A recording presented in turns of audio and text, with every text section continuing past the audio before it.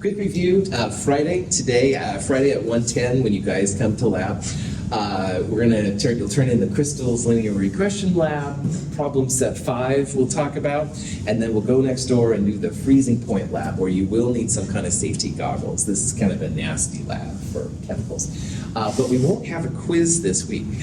Take-home quiz 5 will be released next week, Monday morning early. If you come to class, I'll give you a copy of it. You can also download it and print it. It's up to you. And it will be due Wednesday, 9 a.m. in class, this room right here. So it's a little bit different next week. Just let you know about that. There is a little extra credit with the quiz, so if you have the time, do them. On the other hand, you run out of time, you want to do some of them. That's cool too. Any questions, that kind of stuff? All right. On Monday, we talked about 3 new kinds of concentration units. We talked about molality, which gets the symbol little m. We talked about mole fraction, which gets a Greek chi. It looks like an X, and you can use an X as far as I'm concerned. And there's also something called weight percent. Now, these are all different from the only unit of concentration we've used so far, which is molarity. Molarity gets a capital M. So molarity, which is the chemist's best friend, to be totally honest, most of the time, is moles of solute per liters of solution, all right? And in lab, when we've done labs with chemicals and we had solutions, it was almost always molarity. But in this section and this section only, we need a different set of units because of these colligative properties. Colligative properties depend on how many particles you have. It doesn't matter so much what kind of particles you have. And so for this section, that's where molality, mole fraction, and weight percent come in. So molality, little m, and by the way, use big M for molarity and little m for molality. Don't get it mixed up. Molality is moles of solute per kilogram of solvent. So let's look at the similarities and differences with molarity. Molality has moles of solute in the numerator, just like molarity. All right, that part's the same. But the bottom part is quite different. We have kilograms of solvent. So it's a mass of just the solvent. And molarity is liters of volume of solution. And remember, solution is solute plus solvent. So it's quite different, the types of units. Going from molality to molarity is absolutely possible. You need the density of the solution, and we looked at an example of that on Monday. But at the end of the day, molality is almost always a bigger value than the corresponding molarity.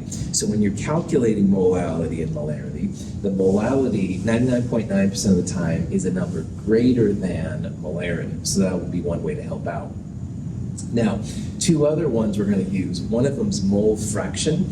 Mole fraction, if you have 2 components, A and B, and you want to find the mole fraction of A, you would take the moles of A on the top, and you divide it by the moles A plus moles B, or total moles on the bottom.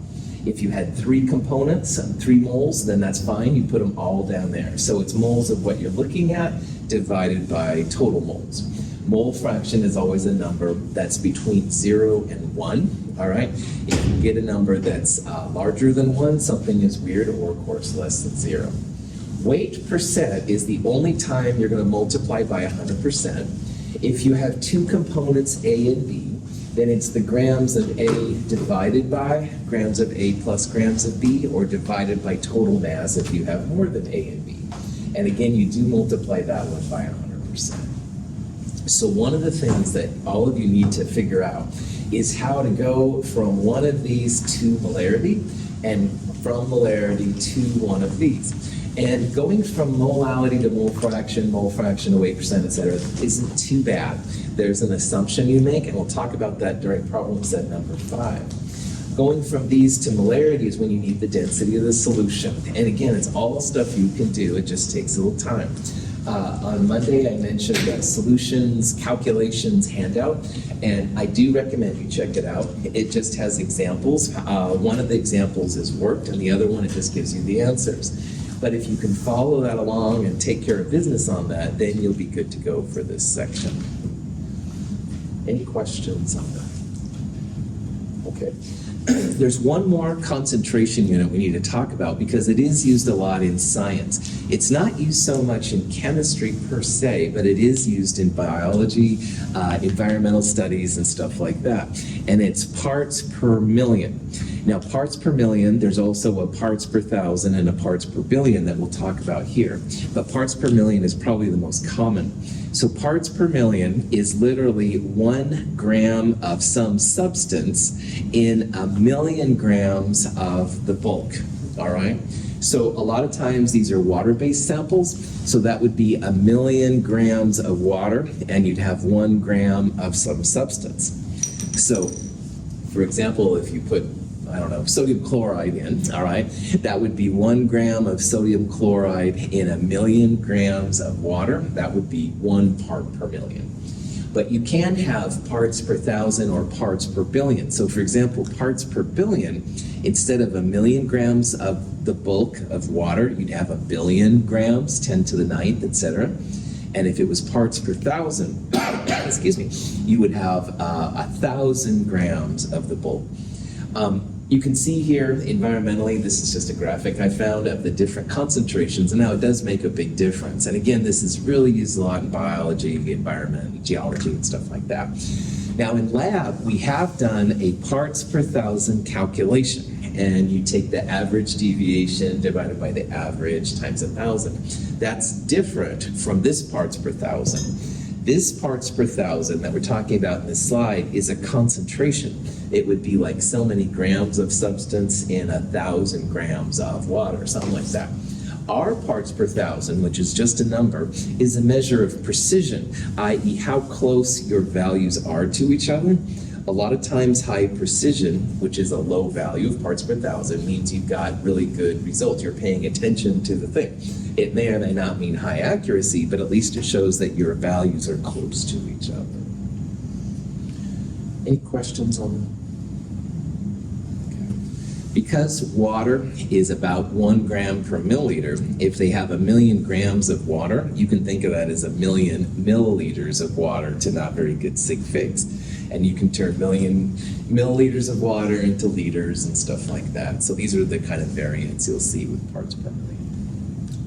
This is another one. Sometimes it's in milligrams per liter, all right? If you turn the grams to milligrams and that million into milliliters into liters, you can get the same kind of effects. But again, we won't talk about it that much because it's not used a lot by chemists. It's a pretty small amount, but in the right kind of application, of course, pretty important. Vapor pressure of a liquid depends on the ability of the liquid's molecules to break intermolecular forces and escape into the vapor phase. A molecule can escape only when it has enough energy and is at the surface of the liquid. When a non-volatile solute is added to a liquid, some of its molecules occupy surface sites in the liquid, displacing volatile solvent molecules. Because fewer solvent molecules get to the surface, fewer can escape, and the vapor pressure of the solution decreases. On the left is a video I showed in the last chapter where liquids are constantly going into the gas phase, the vapor pressure over a liquid. And if you have a closed system, the gas will go back into the liquid phase as well. So it's an equilibrium, things are going back and forth. And that's for a pure solvent. Now, a colligative property is a property of a solution. So in a solution, you have to have a solute and a solvent, all right? So in a solution where the red solutes are non-volatile, and what that means is they don't have a vapor pressure, all right? They don't have any kind of gas over them. So these would be great for like ionic compounds. You could also use heavy molar mass things, DNA or some of these large kind of molecules. If you have a non-volatile solute, it blocks the liquid from going into the gas phase. So you can see in this video that there's like 5 molecules in the gas phase here, and there's only 2 here. So the solute acts like a bouncer at a nightclub. And I don't go to nightclubs because I'm so square, but I can imagine that, some big person says, no, can't go in here. But, the elite people can go in or whatever. This is really dumb. So anyway, once you get in the bar, it's easy to go out of the bar because there's no bouncers going out. It's only getting into the bar, all right? And that's a really dumb example, but of how this process works. The liquid molecules can't get into the gas phase as easily as they could when there was no solute. So this is actually one of the colligative properties. It's a property of a solution because you have to have a solute, all right? The solute can be volatile, but most of the time we'll talk about it being non-volatile. And the vapor pressure over the liquid is lower. And that's kind of the punchline here of what's going on. So a scientist named Raoult, and you don't have to say it or spell it, but that's what it is.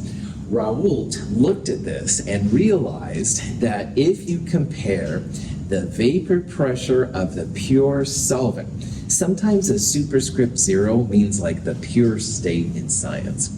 So the vapor pressure of the pure solvent when there's no solute, if you multiply that by the mole fraction of the solvent, so you take moles of solvent and divide by moles of solvent plus moles of solute, that will equal the vapor pressure of the solvent in the solution. And if you think about this long enough, mole fraction is moles of whatever you're looking at divided by total moles. So if the moles of solvent is a number less than 1, and you divide it by some number down here where there's another component, the mole fraction of the solvent will be less than 1 for a solution.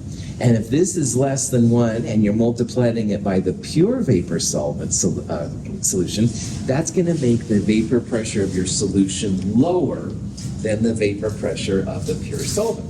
So what this means, you sprinkle some sodium chloride in your water before making pasta, all right? That's going to lower the vapor pressure over the water. All right? If you have just normal water with no sodium chloride in it and you're making pasta, you'll have some value of vapor pressure. But you put some salt in, and by the way, it's probably good for salt if you're a salt person, whatever. But anyway, you put some salt in, vapor pressure is going to be lower. So Raoult's law is sometimes called vapor pressure depression, vapor pressure lowering, all right?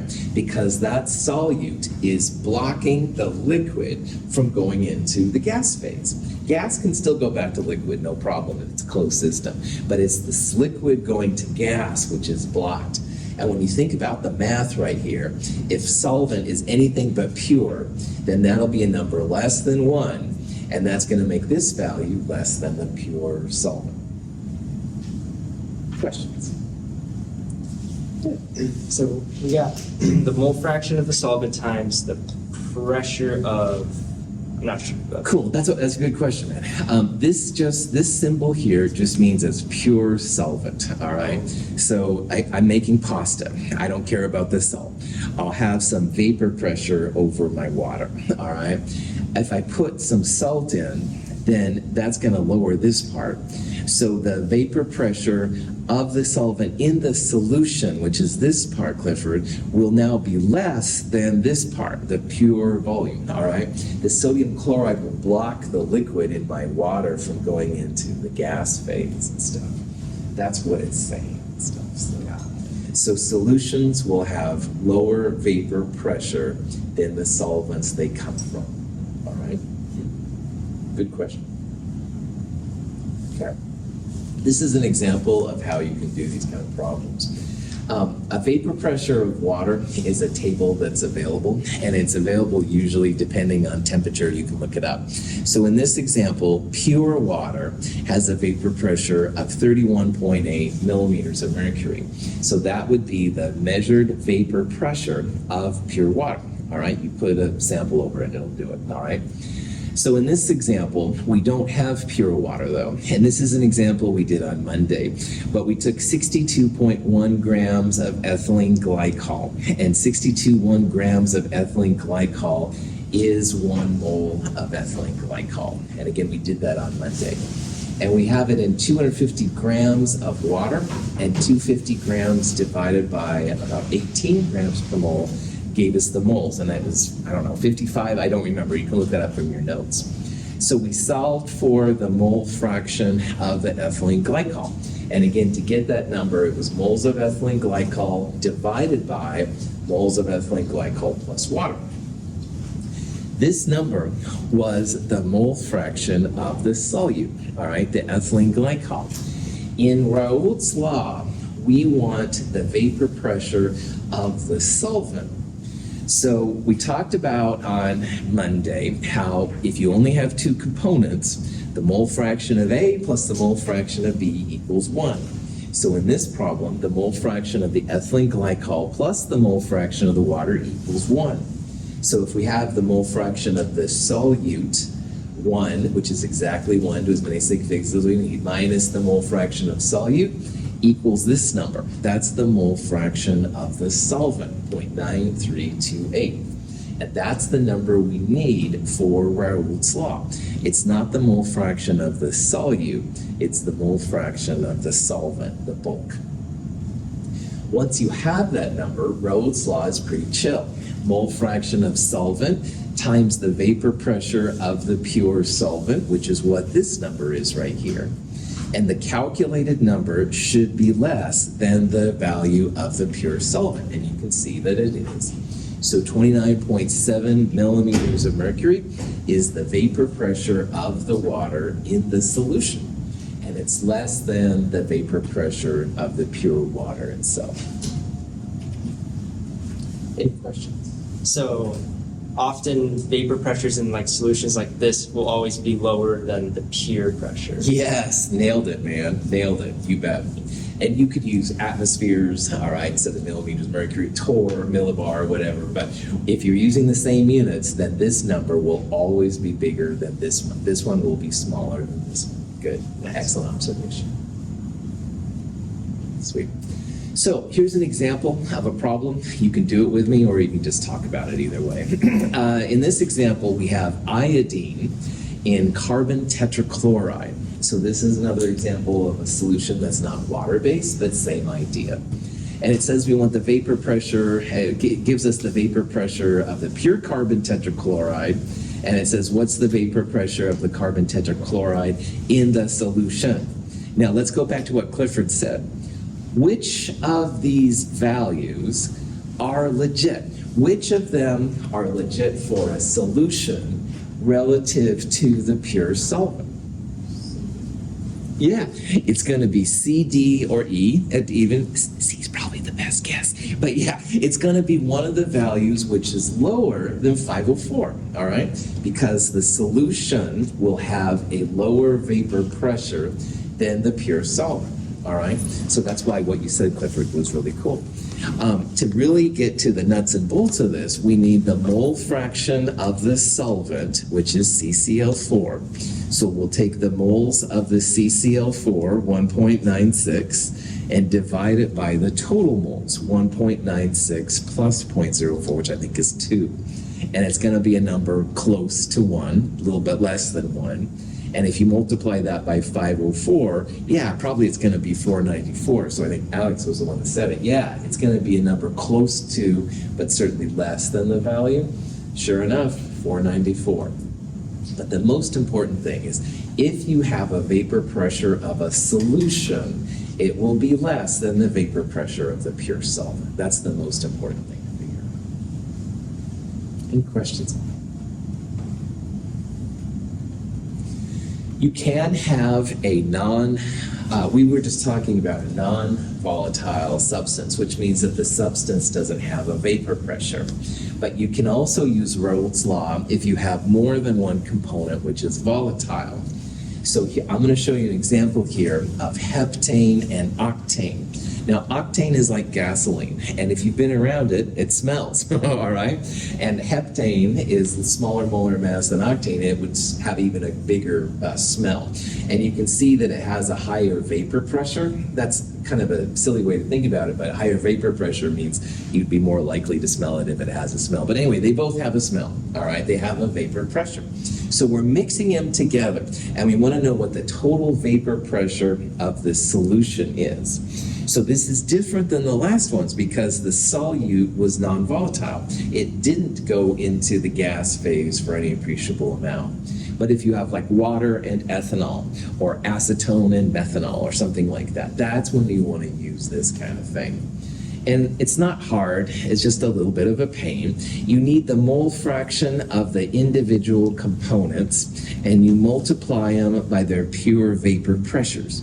So in this example, this is the pure vapor pressure of heptane. This is the pure vapor pressure of octanes, the P0 values, and you can put one of them as A and one of them as B. Then we are given that the mole fraction of the heptane is 0.15. We can use this information to calculate the total vapor pressure of the system. Now you can see here that we have the mole fraction of the heptane, but we don't have the mole fraction of the octane. How could we easily find mole fraction of octane? 1 minus that. 1 minus 0.15. Well done. Mole fraction, you add the components together, it always equals 1. So 1 minus 0.15, mole fraction of octane is going to be 0.85. So this is just a two-component system. So that means if you have two components, adding up the individual mole fractions always equals 1, like Clifford said. So 1 minus 0.15, the mole fraction of the octane would be 0.85. Is that cool? All right. Now you can just take those individual parts, multiply them together, and add them up. So 0.15 was the mole fraction of the heptane times its pure vapor pressure, and you add it to the mole fraction of the other component, octane, multiply it by its vapor pressure, add them up, 14.1 torr. So this would be the total vapor pressure then of this system where there's two parts that are volatile. Okay. Any question? 30 degrees Celsius, pure water and a solution of ethylene glycol have nearly the same vapor pressure. As temperature increases, so do both vapor pressures. But when the vapor pressure of water reaches 1 atmosphere, ethylene glycol is at almost half that. Pure water boils at a significantly lower temperature than does the ethylene glycol solution. When I said put sodium chloride in my water to make pasta and it lowered the vapor pressure, you're like, whoa, probably that's exciting, Russell. Wow, tell me something else. Kind of sarcastic, right? Well, this one is more applicable, in my opinion. If you're hungry, right, you want your pasta, right? And you want that water to boil. By lowering the vapor pressure, it's harder for the liquid to go into the gas phase. And assuming you're about 1 atmosphere, which technically is the ocean, but pretty close to Gresham, Oregon, if you're at 1 atmosphere, if you lower the vapor pressure, which is what this blue curve is right here for our arguably salt plus water solution, it's going to lower your overall vapor pressure, and it's going to be harder to get up to the 1 atmosphere pressure. This is where water boils when it's pure and you're at 1 atmosphere, and it's, 100 degrees Celsius, all that jazz. As you add a solute to the solvent water, it lowers your vapor pressure. So now, in this case then, the solution is going to take more energy, a higher delta T, which is what we have on the x-axis here, a higher delta T to make your solution boil. Now over here is ethylene glycol, and they actually have exact points of vapor pressure. And you can see that at 100 degrees Celsius, where water boils normally, the ethylene glycol here, it's only about 400 millimeters of mercury. And until you get that vapor pressure, that red line, to 760, the water solution will not boil. So in this case then, it's more like 115 degrees that your water solution will boil. So boiling points of solutions are higher than the boiling point of the pure liquid they come from. So wow, you're really hungry, you want the water to boil right away so you can get your pasta going? You add some salt in, it's going to take a little bit more energy to make it boil. Your stuff will take longer. Now, I really like salt, I'll be honest, so to me, putting a little salt in is a small price to pay, but on the other hand, if you're super hungry, maybe pull the salt out, add it at the end. It's bad for you anyway, they argue, blah, blah, blah. So anyway, Prof Adolf, don't need to hear about my preferences for salt and pasta. The important part here is that solutions will boil at a higher boiling point than the solvents they come from. So if water boils at 100, your solutions will boil 104, 108, 110, 115 in this example. And it depends, of course, on how much solute you put in your solution. Now, the way to figure out how much higher it is this equation. Delta T equals K times M. All right? K can be both a capital K or a little k. This table uses a capital K, so I used it here. Usually it's a small k, doesn't matter, whatever. Delta T equals K times M is the equation to know. Now, little m here is molality. It's moles of solute per kilogram of solvent. And this is now where molality is going to help us out here. So if you want to figure out the change in the temperature, i.e. maybe this is pure water and this is my sodium chloride water solution, this delta T, final minus initial, that is equal to a constant K times the molality. Now, the constants for boiling points depend on the solvent. So water, for example, is 0.51, benzene 2.53, et cetera, et cetera. You never have to memorize any of these. We're going to talk about freezing points in a little bit. These are different numbers. We'll talk about these when we get there. So make sure you use a boiling point constant. And number two, make sure that you're using the right constant for your solvent. But if you have it, and that would always be given to you, K times the molality equals delta T. Now, as molality goes up, i.e. I add more salt, I really want a salt blast, all right? Molality goes up, my delta T goes up, my solution will boil at a higher temperature. On the other hand, as you add less salt, then your delta T will be smaller. Let's see how this works.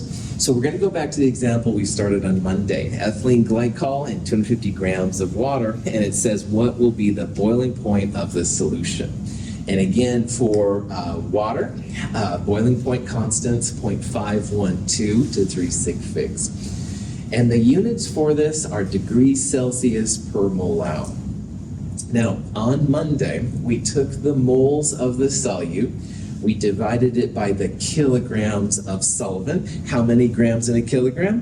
1,000, thank you. 1,000 grams per kilogram, so that's 0.250 kilograms. We got a concentration molality of 4.00. All right, and you can look back in the notes on Monday to see that. We need this number for this problem because we want to find the delta T. So delta T equals K times M. K is a constant, and molality is a number you can calculate, 4.00 molal. So you multiply them together, and you get 2.05 degrees Celsius. So because we're using water, and water boils at 100 plus 2.05, our solution will boil at 102.05 degrees Celsius. So 2.05 degrees higher than the normal boiling point of water would be. Cool. Any questions on that? Okay, let's talk about freezing. Now, freezing here is a similar phenomenon. Now, my videos are a little lame, all right? Because if this is water, all right, and it shows liquid over solid, do ice cubes float or sink? Float. So please accept my apologies, my video isn't the best. However, this is supposed to represent ice, which is solid water, and this is liquid water. So it assumes it's got incorrect ice, but go with the flow. It still is a good video. We're going to see how freezing points, or melting points as they're also known, how freezing point melting points are lower than the pure solvents. Water freezes, its molecules leave the liquid phase and attach to other molecules in the solid phase. At the freezing point, an equal number of molecules move into and out of the solid phase. A solution of ethylene glycol, automobile antifreeze, has a freezing point lower than that of pure water. Molecules of the solute block the interface between the solid and liquid phases, thus decreasing the rate at which molecules leave the liquid phase and attach to the solid. So just like in the boiling example, the solute is like a blocker at a club, all right, like a bouncer, all right? In this case, it's liquid going to solid instead of liquid going to gas, but it's the same idea, all right? The liquid molecules say, hey, I want to go join the party in the solid right there, and they say, no, no, no. So they have to sneak around and stuff like that to make it happen. In a normal liquid-solid interface, they go back and forth, no problem. Liquids go to solids, solids go to liquids. But when you have a solute, the solute blocks the liquid going to a gas, the solid, excuse me. So if it blocks it, you have to start lowering your temperature more and more to get those liquid molecules into the solid phase. So the punchline is that while boiling points are higher or elevated, freezing points are lower or depressed relative to their normal freezing points. So water normally freezes at 0 Celsius. When you put a little sodium chloride in, maybe it would freeze at like -5, something like that. Now, the equation for freezing point looks amazingly similar to the boiling point expression. It's delta T equals K times M. M is the molality of the solution, once again, moles of solute over kilograms. K is a freezing point constant, though. And so on this side of the table, we have the solvents, so water freezes at 0, et cetera, and their corresponding KF values. So when you're doing boiling point or freezing point, make sure you use the right constant. Freezing is different than boiling, and make sure you have the right solvent. But the process is very similar. Your delta T will be lower, so if you calculate a delta T of, say, 5 degrees, then 0 minus 5, the new freezing point would be -5 degrees. So let's look at an example of how this works out. Let's say that we have a 4.00 molal solution again, the ethylene glycol and water thing we've been talking about. And we want to know the freezing point of this solution. All right, well, freezing point constant, 1.86.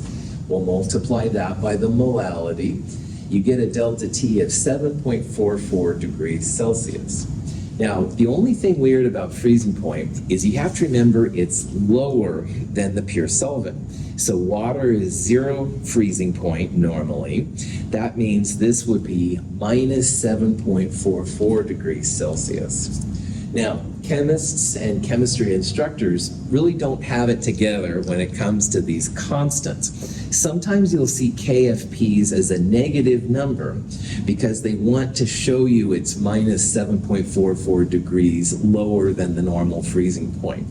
I have found that's confusing for students, so I'm going to do everything I can to make sure your KFPs are positive numbers.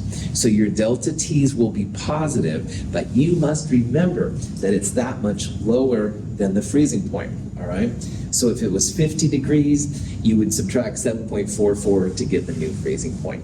If it was -15 degrees, you'd subtract 7.44 degrees to get that new freezing point.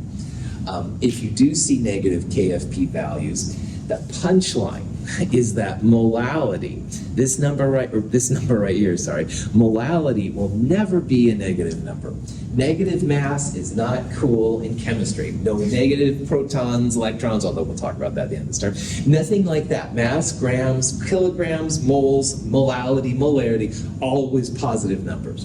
So if you're calculating molality and you get a negative molality, just absolute value that sucker, because in chemistry, negative grams, negative moles, negative molarity, negative molality, not cool. Questions on that? I've had people turn in numbers like, well, you need -15 grams to make that happen. No. So just make sure your grams, moles, that kind of stuff is positive. So, one more thing. I've been talking about sodium chloride, and sodium chloride is ionic. There's an interesting phenomena that happens when it comes to ionic compounds. So let's say we wanted to figure out how much sodium chloride would be required in 4 kilograms of water to lower the freezing point 10 degrees, make it -10. All right, no problem. So delta T would be a total of 10 degrees Celsius. Remembering that molality has to be positive. So 10 essentially divided by 1.86, you get a molality of 5.38 molal. And that's not too big of a deal, all right? I think everybody's pretty cool with that part. However, 5.38 molal means 5.38 moles of dissolved particles per kilogram of solvent. Now we've got 4 kilograms, so this times this would give you the moles. But when it comes to ionic compounds dissociate. Sodium chloride, magnesium bromide, ammonium nitrate, all of these things break up into cations and anions in solution. So sodium chloride actually breaks up to a sodium ion and a chloride ion. But what's important here is you end up with 2 particles per mole of ionic salts. All these colligative properties, it's the number of particles, it's not what you have, all right? And when it comes to ionic compounds, you have to take this into consideration. So when it says 5.38 moles of dissolved particles, well, we get 2 particles per mole of sodium chloride. So when you're doing these kind of calculations, we have to remember 2 particles per mole of sodium chloride. Well, if there's 2 particles per mole, that means we're going to need 2.69 moles of sodium chloride per kilogram. And if you multiply it by the kilograms, 629 grams of sodium chloride is needed. Now, if you didn't do this part, if you didn't divide by 2, you'd end up adding 1260, 1258, whatever grams of sodium chloride. And what scientists found is that it didn't go down to -10, it went down to like -20, or a much bigger delta T than anybody expected. So ionic compounds, you have to think about the number of dissolved particles per mole. And that's just something that scientists found out. This wasn't, as I understood, something that anybody kind of predicted. So this scientist named Van Hoff, all right, created a little extension for both boiling point and freezing point. And the I factor is what they call it. It's called the Van Hoff factor. And it accommodates when you have ionic compounds. Now, you can literally think about the number of cations and anions to think about what the I factor is going to be. So for example, sodium chloride, 1 sodium plus, 1 Cl minus, 2 particles total, your I factor will be 2. Calcium chloride is a calcium positive 2, and you have 2 negative 1 Cls. So your I factor here will be 3. 1 calcium and 2 chlorides makes your I factor 3. But all the examples that we've looked at so far in class in my slides have been big organic covalent molecules. And they don't break up into positives and negatives. They're all covalently bound. So all the ethylene glycols and the ethanols and the heptanes and everything else I've been babbling about, all of those just have a value of 1. And so we've been able to ignore the Van Hoff factor until this point. However, if you are driving around on roads and they de-ice the roads, they're going to use something like sodium chloride, calcium, something ionic, usually to make it happen. And that's when you definitely have to think about these values of I to figure out what's going on. If you look in the literature, in the site, online and stuff, you'll see something about theoretical values versus actual values of I. Actual values are just something you can calculate in a lab. We're not going to worry about that. We're just going to use theoretical values, like what would happen if you have 100% dissociation. So when they add ice to like roads, it lowers the freezing point of the water. So that's what's happening. You bet. They used to use, as I understand, just regular salt, but the chlorine was just horrible on the environment. So now they're starting to use other compounds. There's a magnesium chlorate, I think they use. I've got a thing on my office door that talks about de-icers and stuff that you can use. juice and stuff. But yeah, you've got these things dissociating it. It lowers the freezing point, so it turns the ice into liquid, which you can drive over a lot easier. And I used to live in New Hampshire where they just got pounded by snow and ice. And before I was like, oh, environmentalists, I don't want to desalt my roads. Oh, yes, you do, and it gets pretty crazy. So I was really thankful for de-icing after living in that kind of environment. So yeah, it's a cool thing. And around here, they use it just not as much there. Questions? So here's a question that you have to think about a little bit, but it's kind of a cool use of what Van Hoft is all about. We've got here two solutions, sodium chloride and sugar, all right? And it says which one should have the highest boiling point. Well, delta T equals K times M for both of them, freezing and boiling. And K is just some constant, all right? We'll assume they're in water, so they're aqueous, so K will be the same. So if you look at just these numbers, the highest molality should give you the highest boiling point. So by default, you'd say, oh yeah, sugar, no problem. However, this is an ionic compound, sodium chloride, and NaCl breaks up to Na plus and Cl minus. What would be the I factor for NaCl? 2. Well done. That's right. So it's not just 0.10 here, it's 0.10 times 2. All right? So in this case, sodium chloride would be expected to have a higher boiling point. Even though it's a lower molality, the I factor, this little part, kicks in. Now for sugar, for acetone, for ethylene glycol, caffeine, whatever, I is just 1, all right? But it's the ionics, the positive negatives, the metals and the non-metal kind of things. That's when you have to think about the I. All right. Colligative properties, especially boiling point and freezing point and osmosis, which we'll talk about eventually, are awesome for finding molar mass. And that's what this week's lab is going to be about. You're going to find the molar mass of a compound, blah, blah, blah. So I want to show an example of how this works. Now, this is a boiling point problem, but the process is very similar for freezing point, which is what we're going to do. So in this problem, we want to find the molar mass of azolene, all right? And we're going to put 0.640 grams of this azolene in 99 grams of benzene. Azolene is organic, all right, so it dissolves well in benzene. Let's stop right there. If it dissolves in benzene, what do you think the I factor is going to be? 0 or 1. Yeah, that's right. It's not going to break up into anything. Yeah, that's okay. And here's why. Benzene, very, very nonpolar. It's totally nonpolar. If something dissolves in it, this must also be nonpolar. We wouldn't see sodium chloride dissolving in benzene. One of the highest intermolecular forces with one of the lowest intermolecular forces. Ain't gonna happen. So anyway, we can assume here the I is 1. That's the punchline. Anyway, now normally benzene boils at 80.100 degrees Celsius.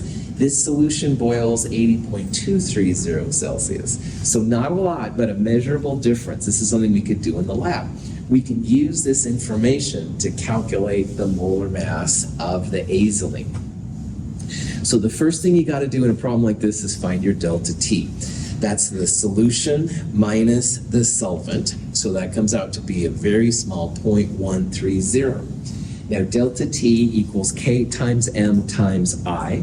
I'm going to ignore I altogether because again, anything that dissolves in benzene is going to be totally covalent, not going to have any I factor. So delta T divided by K, which is always given to you, you get the molality, 5.14 times 10 to the minus 2 moles of solute per kilogram of solvent. So that means we have this many moles of azolene in this many kilograms of benzene. So let's get rid of the benzene. 99 grams divided by 1,000 is 0.0990 kilograms of benzene. And if you multiply that by moles over kilograms, the kilograms, are out of here. We have 5.05 times 10 to the minus 3 moles of azolene. It's the pure solute now. And we put 0.640 grams of azolene in. So 0.640 divided by the moles, 127 grams per mole is the molar mass of azolene. Now, we saw the utility of molar mass with gas laws, and if you can get some unknown to turn into a gas, that's an awesome application. But freezing point and melting point applies to just about anything in chemistry. And so this is a real common kind of a way to do it.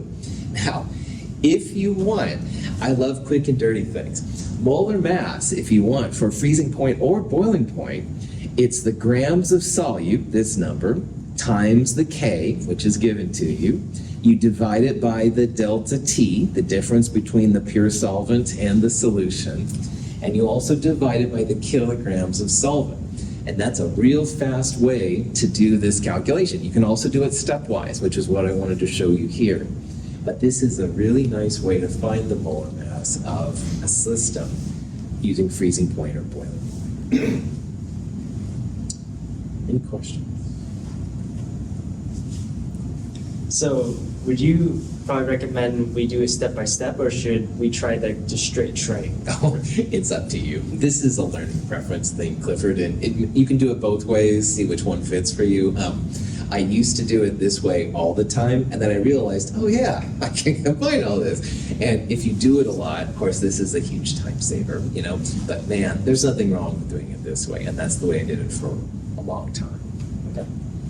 Even if your technology, you've got great instruments to find molar mass in the lab, these processes are still useful because sometimes your system breaks down. Maybe your system isn't calibrated. Maybe you want to verify that your system is calibrated and running and stuff like that. So all of these manual kind of ways of doing molar mass in the lab are still super helpful. So that's why we're kind of talking about it. Okay. The membrane of an egg is semi-permeable and holds a high concentration of dissolved protein. When the egg is in pure water, osmotic pressure causes water to flow into the egg and it swells. In highly concentrated sugar solution, the solute concentration is higher in the sugar water than in the egg. Now osmotic pressure causes water to flow out of the egg. Osmosis, which is also called osmotic pressure, is the fourth colligative property we're going to look at, and the last one, by the way. And this egg is a great example of that. You can dissolve the shell of an egg in vinegar, all right? You have to be very, very careful, but it will dissolve the hard shell. And then you'll have it and if you pour off the vinegar, you can put that shellless egg in either water or corn syrup, all right? And in water, it gets really, really big. All right, so you can see here that the egg in water is actually bigger than the shell it came from, roughly. On the other hand, in corn syrup, it shrinks down, all right? So this part of the egg you can see is smaller. And this is all explained through osmosis, which is another one. Now, osmosis is kind of the friendly colligative property for biochemistry. And man, biochemistry is doing a lot of things these days in the whole world. So osmosis is pretty important. There's also, though, a lot of uses for making clean drinking water, like we'll see. So if we have to talk about what exactly osmosis is, let's say we have a literal YouTube. Not the YouTube with fun cat videos, but a literal YouTube, all right? And we've got a semi-permeable membrane. And the semi-permeable membrane lets solvent go back and forth, but not the solute, all right? If it was ionic, you could argue that the ionic compounds have ion dipole force, so they're too big. And a lot of times, if you have a non-polar solute, those are just big molecules like DNA or something like that. But anyway, in this example, solvent can go both ways, but the solute is stuck on this side. And what science sees, all right, this is just a phenomena that I can't really explain that well, but what science sees is that the pure solvent sends more molecules to the solution side than the solution side sends solvent to the solvent side. So there's a net migration of solvent from pure solvent to solution. And you can argue, like if this was 0.1 molar, and of course this was 0 molar, like the solvent's trying to make the solution lower concentration or have the same concentration on both sides. And again, this is wild. Entropy, which is something we're going to talk about a lot, Chem 223, is what they feel is the driving force that makes this possible. I cannot talk about entropy right now because I'll just go off and I'll get too excited. But trust me, entropy is a really cool subject. But anyway, for right now, just realize if you have a solvent and a solution, the solvent rushes its solvent to the solution side. So your solution concentration here will go down as the solvent moves to this side. And that's the crux of what osmosis is. Osmotic pressure, it literally is a pressure. It's the force of those molecules working on the solution. It's a weird thing. But again, this is what scientists see. When a solution of higher concentration and a solution of lower concentration are separated by a semi-permeable membrane, one through which solvent molecules can pass but through which solute particles cannot, solvent molecules will pass through the membrane from the side containing the more dilute solution to the side containing the more concentrated solution. This process is called osmosis. Solvent molecules actually move through the membrane in both directions, but because the concentration of the solvent is higher on the right, solvent molecules on the right collide with the membrane more frequently than on the left, resulting in a net flow of solvent from right to left. In this example, they have two solutions, all right? This is the more concentrated solution initially, and this is less concentrated. And they see the solvent literally rushing in here. And you can measure the distance, all right, that the thing will travel. So this is an example of pure water in a solution. The water rushes in here, and sure enough, you can measure the height of your system, your height of your column. And that's in millimeters of mercury. That's where the pressure parts come from. And you can relate that to osmotic pressure, which gets the symbol pi. All right, I've run out of time. We'll have to do more of osmosis on Friday. Have a great day. Thanks for being here.